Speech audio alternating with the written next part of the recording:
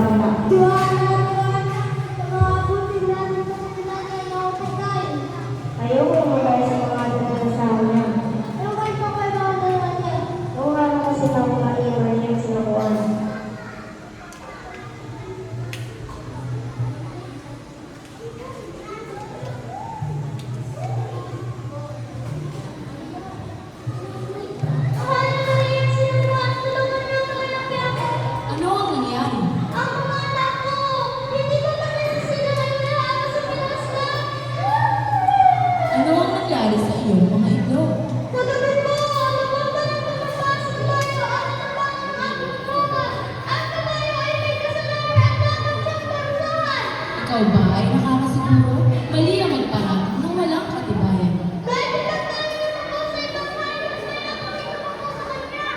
Kung ganon, Kunero at Tunyamo, hanapin ang kabayo para harapin ang bintang ng iba. Susunod po para diwata.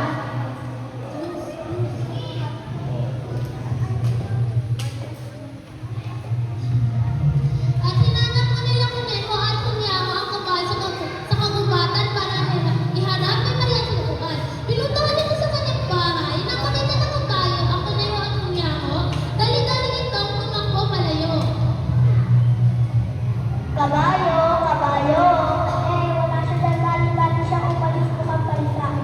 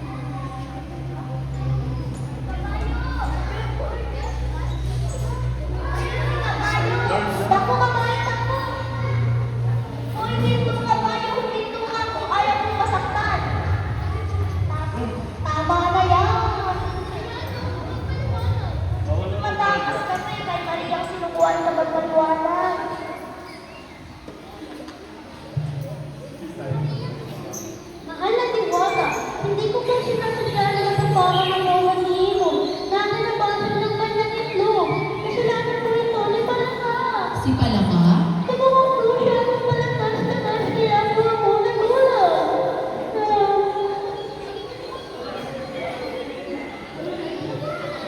Nababalik ako din.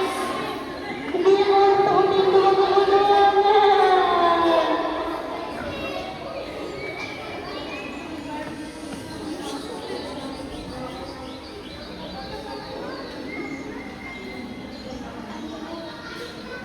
Alam mo na siguro kung bakit kang nandito. Wala akong kasalanan. Kaya wala akong dapat ikapahamak. Handa na ako sumok.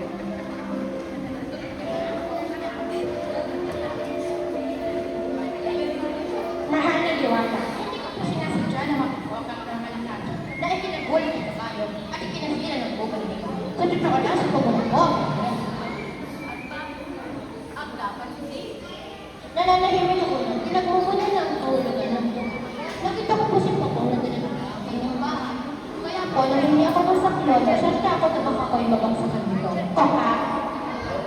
Leo at niya mo. Hanapin ang pagong para pinakita. Pasasagod po, Kanda Diwata.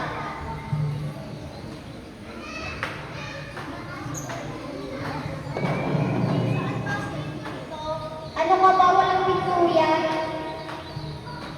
Sandali na siya.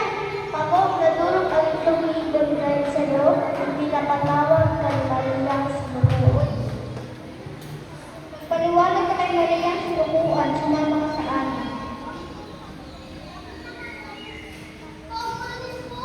Ang sabi lang po! Sino po ba ang pinadadala ko sa bahay? Kapag nakakita ng apoy, itong bahay na lang po ang meron ako. Lahat ng aming pinaalay ang dito. Kapag nasunog ito ay parang pinapalitan ng kasagot ko. Pero wala namang naiulat na sunog kagabi. Nagsisinungaling kaya Pagong? Hindi po parang ni Mata. Kasalanan ko ito ay relasyon. Dahil pinalakas ko sa isang kagat, nakita ko sa bahay ko. Wala na parang pinagsabi niya na. Kung puro na lang kayo turuan, asan na ba si Alitap-tap? Papuntahin siya dito. Masusunod po, Kanda Diwata.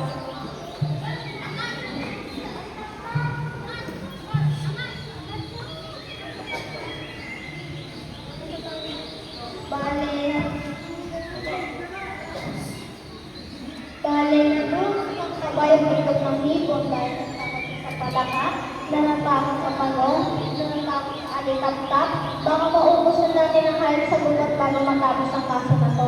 Parang naaanan ko na siya, tara. Takot ako, Queen. Alitap-tap, pagpaniwalag ka kay balik ka ako sa nakuan. Bakit ako lang yung tinatanong? Ang dapat mo sisihin ay sila mo. Kasi po natatakot ako masaksak na naman dahil may dala siyang itak araw-gabi. At ang apoy ko lang ang panlaban ko sa dala niyang itak. Pues, nasan sila mo? Ayun, sila mo. Labo, pinumuli ka namin sa ngalan ni Mariang Sinakuan.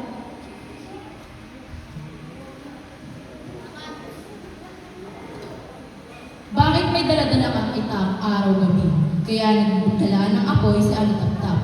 Kaya naguhat ng bahay si Pagong. Kaya natakot at tumakak ng malakas si Palaka. Kaya dumamba si Kabayo. Kaya nabasag ang mga itlog ni Ibon. Kasi po, hinanap ko si Alimango. At bakit ka naman galit kay Alimango? Kasi po, sinipit niya ako nang isang magdaan ako sa kanyang bahay. Mabuti at ang isa ang pagsipit niya sa aking paa. Wala akong gulong na dala noon.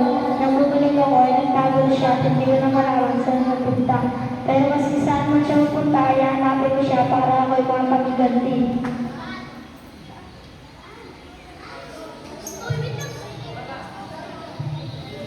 Sakto makadaan sa limango sa harapan ng mga nagkakatitipon ng mga hayop at insekto.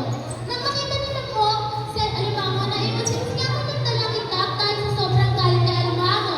Nakayaman sa Alimango pero tinamaan naman ng itak si Palaka at tumawag ito ng malakas. Magulit si Kabayo at tumama ito ng tumamba.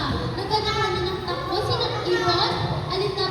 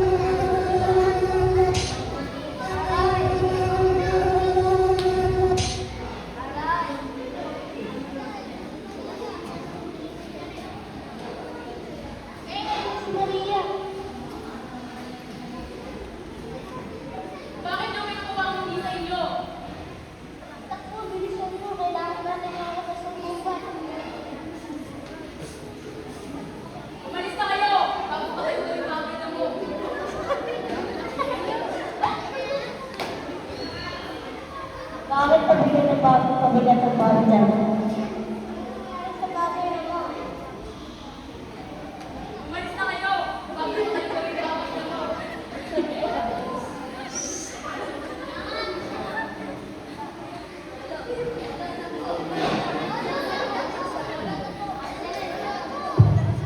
Iyon ang huling pagkakataon na makita si Maria sa upuan. Sa paglipas ng panahon, kinalimutan ni si Maria sa upuan. Nawala ang timid na mustisyo sa bundok ng Araya at tinutulay ang mga puno, hindi nulubayan ang panghuli sa mga hayop, at tumaya na ang kasamahan ng tao.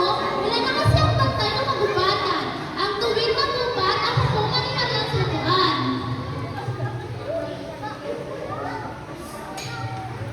Pero naniniwala ako na batang araw para ibalik ang ganda ng mundo. Babalik siya kapag natuto na tayo pangalagaan ng kalikasan.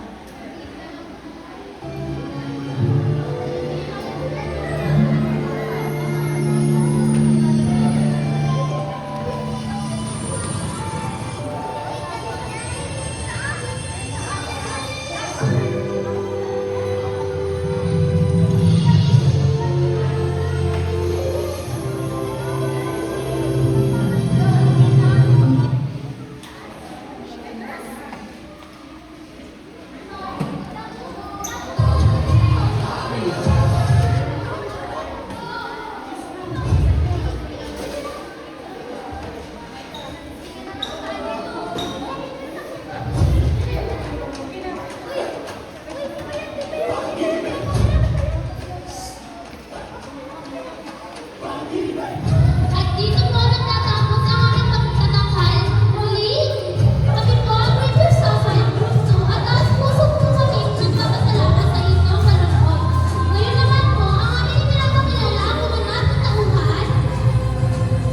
Si Janelle bilang Maria Supuan, si Amsian Juan Miguel bilang mga kaso, si Aldrin bilang Manero, si Eddie bilang Muliano, si Princess Hannah bilang Igor, si Simon bilang Kabayo, si Ezekiel bilang Malaka, si Chanel bilang Pagod, si Martina bilang Alitaptap, si Jake bilang Lamok, si Adon bilang Alimango, si Abel bilang Butiki, si Chesko bilang Apong Halyari, si Mary Joy bilang Maria Makinig, si Sean bilang si Lolo, si Johnson bilang si Apo.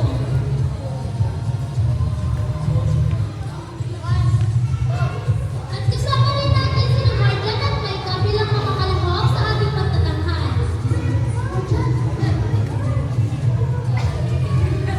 At ang inyong lingkod Manelopi, natupad sa Maraming salamat po sa inyong lahat. Wala mo na ang speaking. Yes. Position!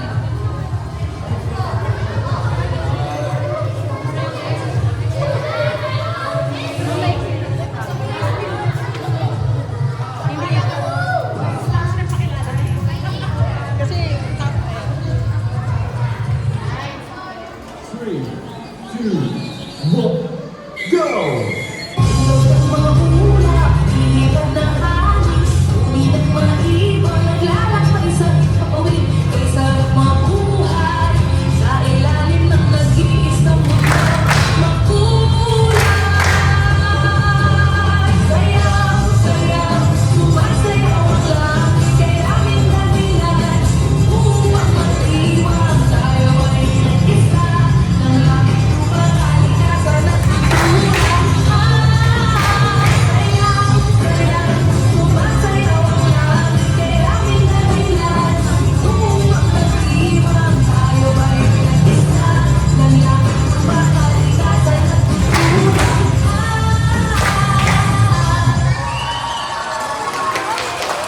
Wala mo na ang speaking.